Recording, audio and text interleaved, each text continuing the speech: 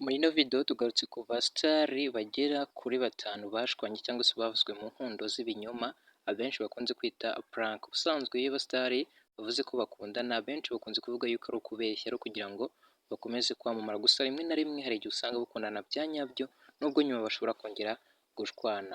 Turaza guhera ku mwanya wa gatanu tumanuka tujya ku mwanya wa mbere, aho tuza kuhasanga abasitari bavuzwe mu rukundo igihe kinini ariko bikaza kurangira bashwanye. Nta kindi usabwa uretse kubana nanjye kuva ino video itangiye kugeza irangiye kugira ngo umenye neza abo basitari abo ari bo, uraza kutubwira muri comment abo ubona batari bakwiye gushwana cyangwa se abo n'ubundi wabonaga ko batazabana igihe kirekire. Nguhaye ikaze. Ntatinze ku mwanya wa gatanu turahasanga abasitari babiri ari bo Yoel Bogar ndetse na Roxa bazwi ku izina rya Queen of Interview.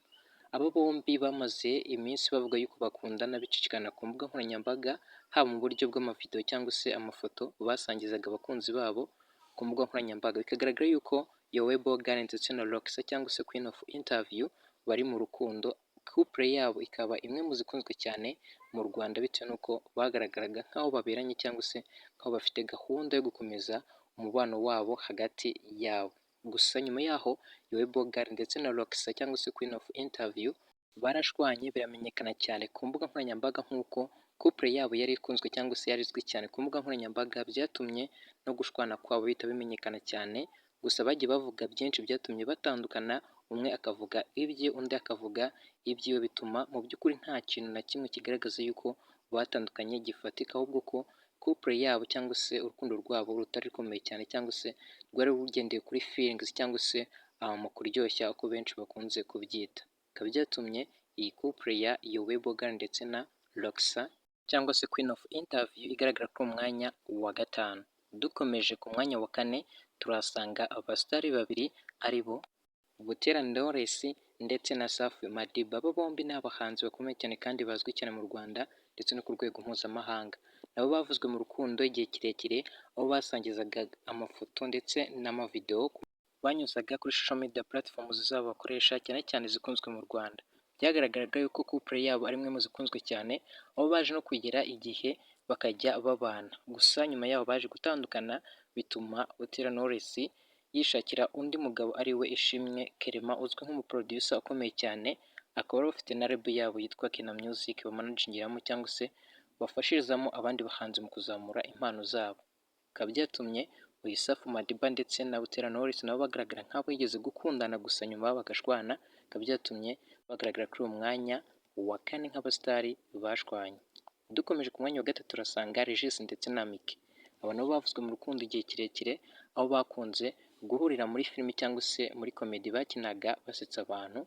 Bavuzwe mu rukundo gusa nyuma yaho baje gutandukana, bituma umwe anyura ukwe undi acukwe, aho kugeza ubu Miki asigaye yariboneye umugabo we Aga Promoter. Byatumye iyi couple nayo igaragara nka couple yashwanye cyangwa se nk'abasitari bashwanye cyangwa batandukanye bitewe n'impamvu zitandukanye, kuko mu by'ukuri umwe avuga impamvu ye undi akavuga iye, ukaba utamenya icyatumye batandukana. Dukomeje ku mwanya wa kabiri. Ku mwanya wa kabiri turahasanga Titi Brown ndetse na Nyambo. Aba nabo ni couple yakunzwe cyane mu Rwanda ndetse no hanze bitewe n'uko bombi ari abasitari bakomeye cyane, haba Nyambo uzwi cyane nko gukina filimi, kuzandika ndetse no kuzishoramo amafaranga, naho Titi Brown akaba azwi cyane nk'umuhanzi ukomeye kandi akaba n'umubyinnyi n'umu social media influencer ukomeye cyane, by'umwihariko ku rubuga rwa TikTok ndetse na Instagram. Aba bombi nabo baje gukundana cyane, gusa nyuma yabo baje gutandukana. Bivugwa yuko umwe yabeshye undi amukunda, bituma couple yabo isenyuka, aho mu minsi ishize Nyambo yaje gutangaza yuko afite undi mukunzi we, aho byaje kugaragara ku mbuga nkoranyambaga aho yambikwaga impeta kandi akayemera. Bikaba byatumye Titi Brown ndetse na Nyambo bagaragara kuri uwo mwanya nk'abasitari bakundanye nabo bakaza gushwana. Dukomeje ku undi mwanya turahasanga Juno Kizigenza ndetse na Aliyeri.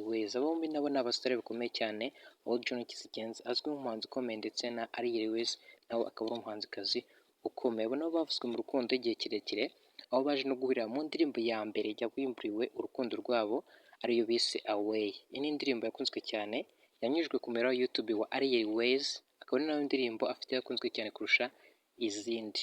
Nyuma y'ino ndirimbo hakomeje gucicikana amafoto ndetse n'amavideo ku mbuga nkoranyambaga zitandukanye, haba ku rubuga rwa YouTube, kuri TikTok ndetse no kuri Facebook na Instagram, Airways ndetse na Juno Kizigenza bari kumwe bagaragara yuko bari mu rukundo, gusa nyuma yabo baje gutandukana aho Juno Kizigenza yaje kugaragara mu ndirimbo ya Ish Kevin bise Full Stop avuga yuko yakatiye ingurube zigize konge, gusa Airways nawe yaje gushyira hanze indirimbo yise Good Luck avuga yuko Juno Kizigenza batandukanye gusa ko yakwifuza cyangwa se yakwishimira kumubona yishimye kurusha mbere bakiri kumwe, gusa amubwira yuko ari sure ko agikunda. Ntibyatinze nyuma yaho baje gusubira mu rukundo bakoranye indirimbo bise Injyana, bikaba byatumye nabo bagaragara nk'abasitari bigeze gukundana nyuma bagashwana.